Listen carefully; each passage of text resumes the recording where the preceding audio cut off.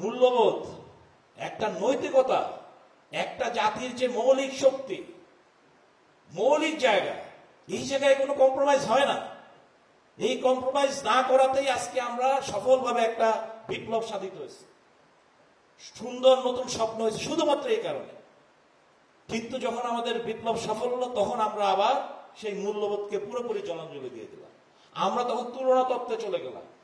ও খারাপ, আমিও খারাপ ভাবে তাকে ঠিক করব, হবে কখনো? হবে না।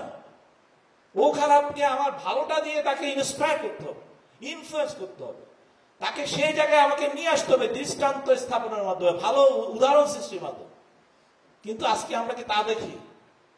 আজকে আমরা তা দেখছি না, খুবই হতাশাজনক।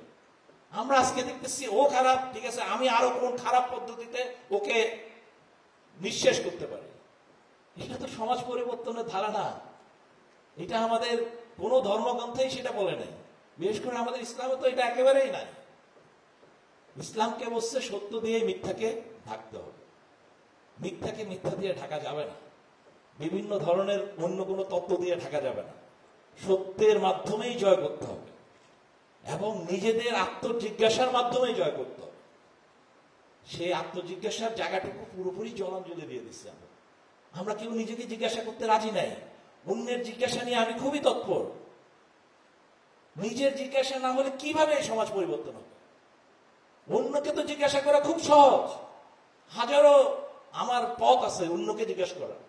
কিন্তু যখন আমি নিজের বিবেককে জিজ্ঞেস করবো, am I doing right thing? Have I compromised with my values? আমার মূল্যবোধকে কি আমি কবর দিয়ে দিলাম শুধুমাত্র ওকে ওর নাক কাটার জন্য? ওর নাক কাটুক, কিন্তু আমার মূল্যবোধকে জলাঞ্জলি দিয়ে না। আমার বাবা মায়ের শেখানো সেই শৃঙ্খলা, সেই বিনয়, সেই শিষ্টাচার, সেই শ্রদ্ধাবোধ, সেগুলোকে জলাঞ্জলি দিয়ে না। তাহলে সমাজ, আজকে আমরা শ্রীলঙ্কার দিকে তাকাও তোমরা, look at Sri Lanka, what a disaster it was like us, but how much time they took? তারা কত সময় নিয়েছে to recover? They did not take any time. সেই প্রশ্ন কি তোমরা কখনো করছো যে কেন তারা খুব দ্রুত রিকভার করে ফেলছে? they have organized them, now they are moving, even immediately after that আমাদের যে লোন নিছিল সেটাও ফেরত দিয়ে দিচ্ছে। কেন?